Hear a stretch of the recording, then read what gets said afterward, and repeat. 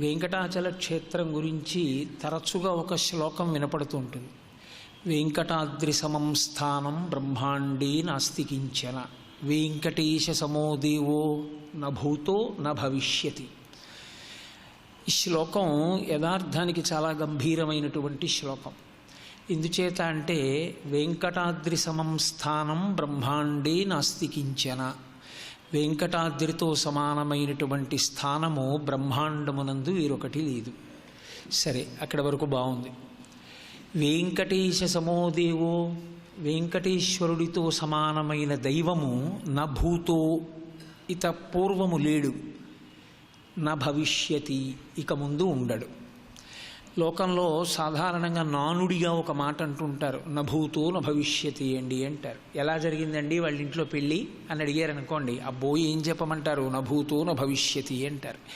కానీ నభూతో వరకు బాగుంటుందేమో, కానీ నా భవిష్యతి నిజానికి ఒక మంగళమును అపేక్షించటము అవదు. ఎందుచేత అంటే అంతకన్నా బాగా కన్యాదానం రెండో అమ్మాయికి కూడా చేస్తాడేమో ఆయన. అక్కడే మనం నా భవిష్యతి అంటే ఇక ముందు ఎవ్వరూ చెయ్యరు అని, ఇక ఈ జరిగిందే గొప్పది, ఇక ముందు జరగదు అని మనమే పరిమితి తీసుకురావడం ఎందుకు? కాబట్టి నిజానికి నభూతో న భవిష్యతి అన్న మాట అంత తేలికగా వాడవలసినటువంటి మాట కాదు. కానీ చాలా గొప్పగా అనిపించిన వాటికన్నింటికీ నభూతో న భవిష్యతి అనడం అలవాటుగా మారిపోయింది. వెంకటేశ్వరుడి విషయంలో కూడా అంతేనా? లేక అలా అనడానికి ఏమైనా ప్రత్యేకమైన కారణం ఉందా? వెంకటాద్రి సమం స్థానం బ్రహ్మాండే నాస్తి కించన. కాసేపు అలా ఉంచండి, ఆ విషయాన్ని పరిశీలనం చేద్దాం. వెంకటేశ సమోదేవో నభూతో న భవిష్యతి, ఇక పూర్వము లేదు అటువంటి దైవం, ఇక ముందు రాదు. ఏ కారణానికి? మహానుభావుడు శ్రీ మహావిష్ణువు దశావతారములను స్వీకరించారు లేదా స్వీకరిస్తారు ఇంకొక అవతారముతో కలిపి. వేదోద్ధారణ మందరాభరణ పృథ్వీధర్మ నిర్మాణ ప్రహ్లాదత్రాణ బలిప్రతారణ నృపాహంకార నిర్వాపన వైదేహీ రమణ ధనంజయ జయ వ్యాపార పారీణ క్షోణీ దివ్యత్కరుణ తమోహరణ తండ్రి వెంకటేశ ప్రభో. అన్ని అవతారాలు ఆయనవే. అన్ని అవతారాలు ఆయనవే అయినప్పుడు మనం పరిపూర్ణ అవతారం అని కృష్ణావతారాన్ని ప్రస్తుతి చేస్తున్నాం. రామావతారం అసలు ధర్మమునకు ఆలవాలమని, రామో విగ్రహవాన్ ధర్మ. రామచంద్రమూర్తి జీవితాన్ని పరిశీలించి రాముడు ఏం చేశాడో అది చెయ్యడం ఒక్కటి నేర్చుకుంటే చాలు. వేదోపబ్రహ్మణమైన రామాయణాన్ని, రామచంద్రమూర్తి జీవితాన్ని పరిశీలించి పాటించినంత మాత్రం చేత వేదము యొక్క నియమమునకు జీవితము కట్టుబడి గట్టెక్కుతుంది అని మనం విశ్వసిస్తాం. అటువంటి రామావతారాన్ని కృష్ణావతారాన్ని కూడా పక్కన పెట్టేసి వెంకటేశ సమోదేవో నభూతో న భవిష్యతి అంటున్నాం. అందులో గొప్ప గొప్ప రాక్షస సంహారం జరిగింది, ధర్మ సంస్థాపన జరిగింది, లోకమునకు ఎంతో గొప్ప సందేశం ఇచ్చే అవతారాలు. కృష్ణావతారం భగవద్గీతని బోధ చేసింది, రామావతారం అసలు ధర్మాన్ని నిర్వచనం చేసింది, వామనావతారం దేవేంద్రుడికి మహోపకారం చేసి ఉపేంద్రుడిగా ఇంద్రుడికి తమ్ముడిగా నిలబడిపోయాడు. ఇన్ని చేసినటువంటి అవతారాలన్నిటినీ పక్కన పెట్టి ఒక్క వెంకటేశ్వరావతారం దగ్గరకు వచ్చేటప్పటికి మాత్రం ఇక ఇటువంటి అవతారం పూర్వం లేదు, ఇక ముందు ఉండదు అన్నమాట అనాలి అంటే అందులో ఏదో గాంభీర్యం ఉండి ఉండాలి. అసలు అంత ప్రశస్తి కలిగినటువంటి ఆ విశేషం ఏమిటో అర్థం చేసుకున్నాడు కదా. భక్తి అన్న మాటకి ఒక సుస్థిరత ఏర్పడేటటువంటి అవకాశం కలిగేది. ఎందుకంటే మీరు గమనించండి, భక్తి కూడా ఒక మనోభావనయే. భక్తి ఎక్కడ నుంచి అంకురిస్తుంది అంటే మనసులోంచి అంకురిస్తుంది. యథార్థమునకు ప్రేమ యొక్క మారు పేరే భక్తి. మనం ప్రేమ అన్న మాట ఇవాళ వాడుతున్నటువంటి స్థితి గురించి నేను మాట్లాడటం లేదు. ప్రేమ అన్నమాట శాస్త్రీయమైన నిర్వచనంలో ప్రతిఫలమును ఆశించనిది అని అర్థం. ఏ ప్రతిఫలము కోరకుండా అవతల వారి అభ్యున్నతిని ఆకాంక్షించి వారి యందు నిరంతరము అపేక్ష పెంచుకోగలిగితే, ఆత్మీయతని పెంచుకోగలిగితే దానిని ప్రేమ అని పిలుస్తుంది శాస్త్రం. తప్ప అవతల వారి నుండి ఏదో కోరి ఆ వస్తువు నాది అవ్వాలి అన్న కోరికతో అవతల దాని పట్ల పెంచుకున్న అనుబంధం ప్రేమ కానీ కాదు శాస్త్రీయంగా. కాబట్టి అసలు ఆ మాట వాడినంత తప్పుగా బహుశः ఏ మాట వాడబడలేదేమో అని నేను అనుకుంటాను. కాబట్టి ప్రేమ తన బిడ్డల యందు ఉందనుకోండి, సామాన్యమైన ప్రేమ లేదా వాత్సల్యము. గురువుకి శిష్యుని యందుంటే వాత్సల్యము అని పిలుస్తాం. అదే మనోజనితమైనటువంటి ప్రేమ ఎవరో అలా వెళ్ళిపోతున్నప్పుడు నేను దారి పక్కన ఒక వ్యక్తి ఆకలితో అలమటిస్తుంటే అతని యందు నా మనసులో కలిగినటువంటి దయ ప్రేమ యొక్క మరొక స్వరూపం.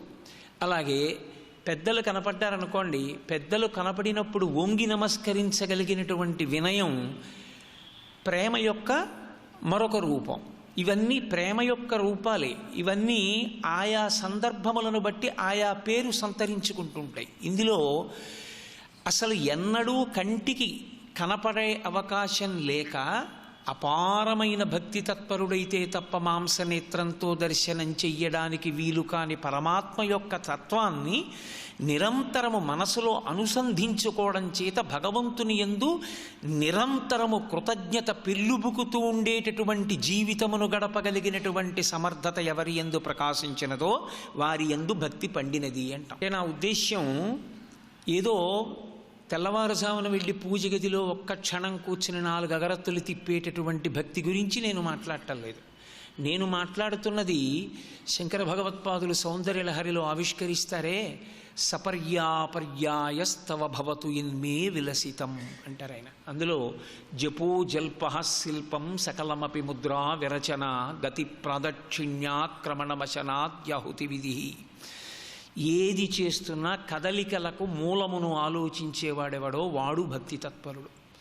చెయ్యి కదిలింది, ఎందరో ఈ చేతినిలా కదపలేక ఆ చేతిని కదపడానికి కొన్ని వేల రూపాయల ఓషధుల్ని తీసుకుని విద్యుత్ శక్తితో కావాలని శరీరమునకు ఘాతమును ఏర్పాటు చేసుకుని బాధపడుతూ ఈ చెయ్యి కదులుతుందేమోనని తాపత్రయపడుతున్న వాళ్ళు ఉన్నారు. కానీ పరదేవతానుగ్రహంగా నా చెయ్యి కదులుతోంది. అమ్మా, యాదేవీ సర్వభూతేషు శక్తిరూపేణ సంస్థిత నమస్తస్యై నమస్తస్యై నమస్తస్యై నమో నమః. నా చేతులు కాళ్ళు కదులుతున్నాయంటే తల్లి నీ అనుగ్రహం. లేనినాడివి కదులుతాయా? శక్తి క్షీణించిపోతే కదలవు కదా అమ్మా అని కదలికల యందు పరదేవతని చూడ్డం. ఆకలి వేస్తే అమ్మ బయటన్నీ చూస్తున్నాను, ఇందులో పదార్థం అయిపోయింది, పదార్థం వెయ్యరా అని ఆకలి రూపంలో చెప్తున్నావా అని యాదేవీ సర్వభూతేషు క్షుధారూపేణ సంస్థిత నమస్తస్యై నమస్తస్యై నమస్తస్యై నమో నమః. అమ్మవారిని ఆకలి రూపంలో ప్రచోదనం చేస్తున్న ఆ తల్లి విభూతిగా చూసి నమస్కరించగలిగిన వాడికి కేవలము పూజామందిరమునందు మాత్రమే నిలబడవలసిన అవసరం లేదు భక్తితో ఉండడానికి. ఏది చూసినా ఎక్కడ చూసినా ఈశ్వర విభూతిగా చూడగలుగుతాడు. అందుకే ఉమాసహస్రం చేస్తూ కావ్యకంఠ గణపతి ముని ఒక అద్భుతమైన మాట అన్నారు. పరదేవతని దర్శనం చేయడానికి నేను ఎక్కడ చూడను, కట్టుకున్నటువంటి తెల్ల గ్లాస్ కోపంచ కూడా అంత అందంగా ఉంటుందో ఉండదో, రోడ్డు పక్క పెరిగినటువంటి ఒక ఉమ్మెత్త చెట్టుకి పూసినటువంటి తెల్లని ఉమ్మెత్త పువ్వు యొక్క పొరలో అంత తెల్లని తనాన్ని నింపినటువంటి అమ్మవారు ఉందే, ఆవిడ నాకు ఉమ్మెత్త పువ్వులో దర్శనమిస్తోంది అన్నారు. నిన్నటి రోజున ఇంత చిన్న మొలకగా ఉన్నటువంటి గడ్డి పరక పెద్దదైతే దాని మీద మంచు బిందువు పడితే, దాని మీద బాలసూర్య కిరణములు పడితే, ఆ పచ్చగడ్డి మెరిస్తే దాన్ని అనుభవించాడు ఒక కవి. ప్రాతర్వేళల మంచు చింకు గుమిజొంపంబైన లేబచ్చికల్ శ్వేతశ్రీ తిలకించుటెంతయురహించన్ సర్వభూతంబులన్ శీతశ్రాంతి వడంకతానచలయై చిల్వొందు భూదేవికిన్ శీతర్తు ప్రభుడిచ్చు వజ్రముల రాశింబోలె నల్వంకలన్ అన్నాడు. శీతర్తు ప్రభుడు అంటే ఈ శీతాకాలమునకు అధిపతి అయినటువంటి ఋతుస్వరూపం ఏది ఉంటుందో ఆయన చూశాట. ఓహో, నేను రాగానే శరత్కాలంలో హేమంత ఋతువులో అందరూ కూడా ఉహుహు అని వడకలోక ముర్వీనాథ లోకమంతా వణికిపోతుంటే ఈ భూదేవి మాత్రం వణకకుండా అలాగే నిలబడింది. ఇంత చలిని తట్టుకుంది. రాత్రి కంబళీ కప్పుకుందా, పరుపేసుకుందా, అయినా తల్లి కదలలేదు. నా ధాటికి కదలని తల్లి కాబట్టి ఈవిడ్ని నేను అనుగ్రహిస్తున్నాను, బహుమానం ఇస్తున్నానని వజ్రముల రాశి తీసుకొచ్చి పోశాట. ఆ వజ్రముల రాశియే పచ్చగడ్డి పరకల మీద మెరుగులు పొందుతున్నటువంటి ఆ సూర్యకిరణముల చేత ప్రకాశిస్తున్నటువంటి మంచు బిందువులు అన్నాడు ఆయన. ఉమాసహస్రంలో కావ్యకంఠ గణపతి ముని పెరుగుతున్నటువంటి పచ్చగడ్డి పరకలోని ఆకుపచ్చతనంలో పరదేవత నాకు దర్శనమైంది అన్నారు. చూడగలిగిన కన్నున్నవాడికి పరమేశ్వరుడు నిరంతరం కనపడుతూనే ఉంటాడు. అందుకే ఉపనిషత్తు ఒక మాట అంటుంది, ఈ జగత్తంతా కూడా యజమానిని గుర్తు చేయగలిగిన సాధన సంపత్తి అంటూ. నమో వృక్షేభ్యో హరికేశాయోపవీతినే పుష్టానాం పతయే నమో నమో అంటుంది రుద్రం.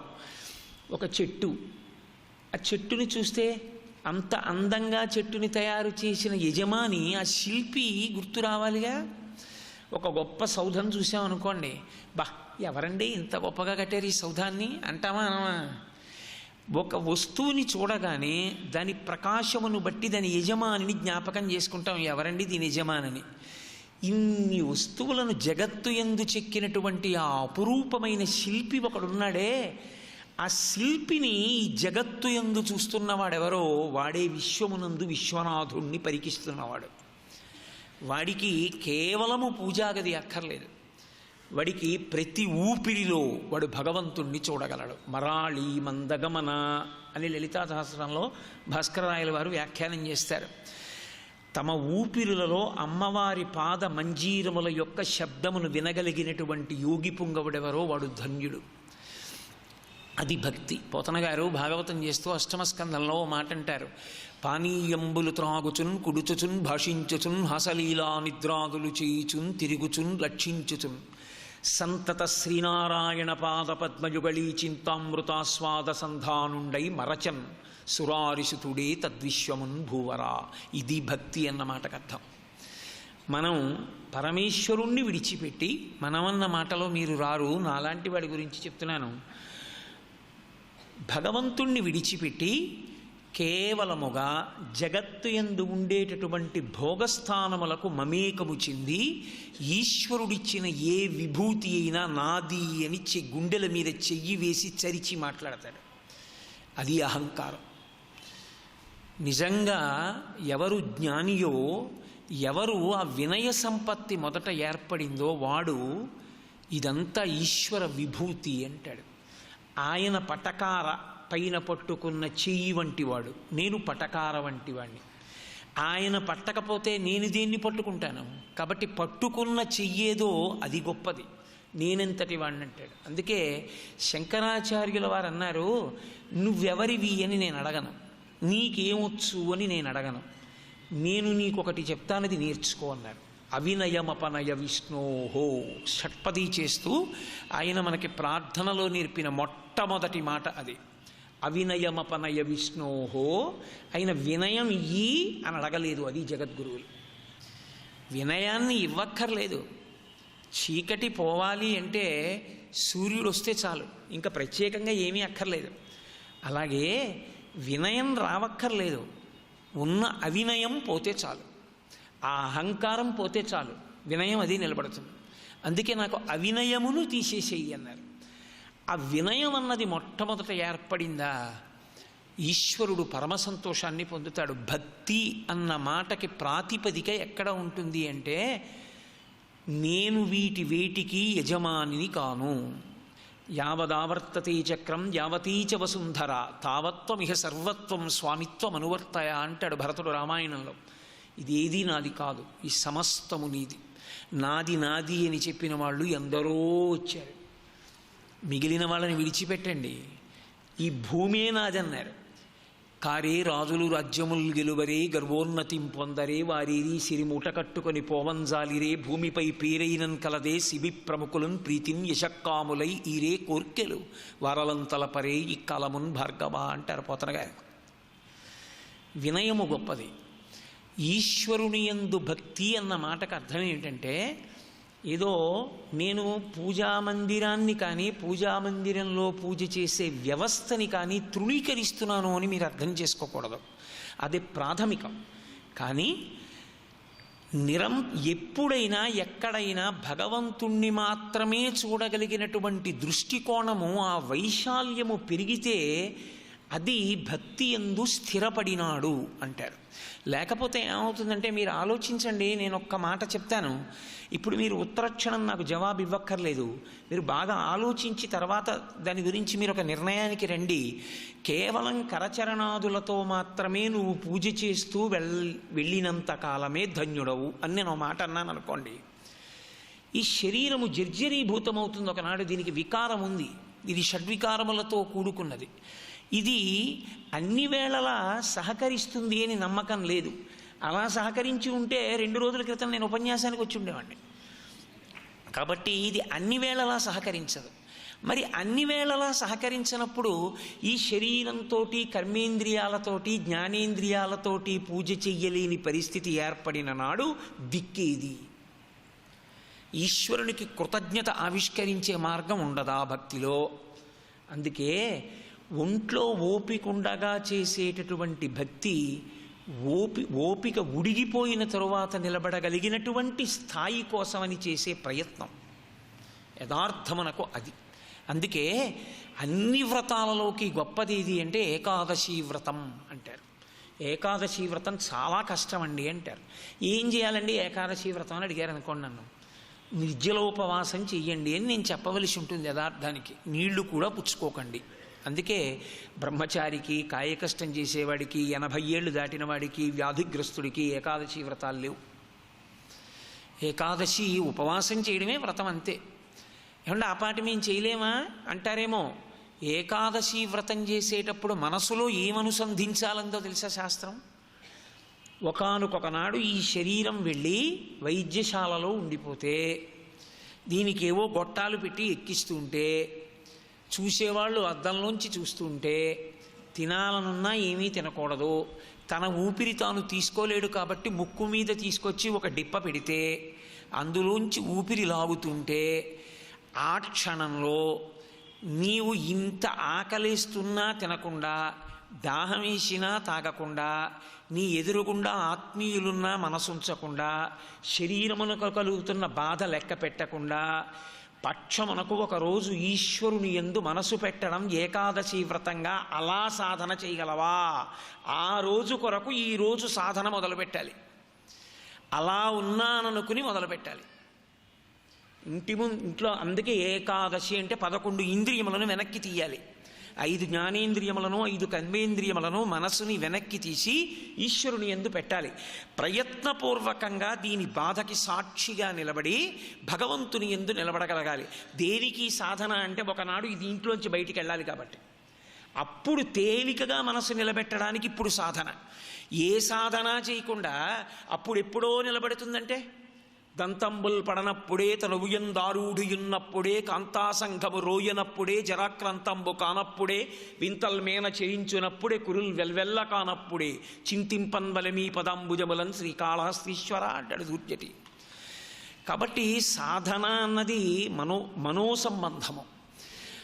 ఏది ఋషులు ఇచ్చినా మనసుని ఉద్ధరించడానికి ఇస్తారు.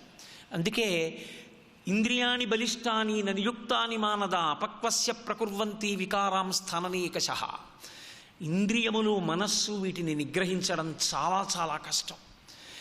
మనస్సు యొక్క భావములు ఈశ్వరుడి వైపుకి తిరిగిపోయగలిగాయి అనుకోండి, వాడంత ధన్యుడు లేడిహ. ఇది మొదట్లో కృతజ్ఞతతో ప్రారంభమై మంచి జరిగితే ఈశ్వరుని తలుచుకోవడంతో మొదలవుతుంది. చివర చెడు జరిగితే అప్పుడు ఈశ్వరుణ్ణి. చాలా సంతోషం, ఈశ్వరా మీకు కృతజ్ఞతలు. ఎందుకు కృతజ్ఞతలు?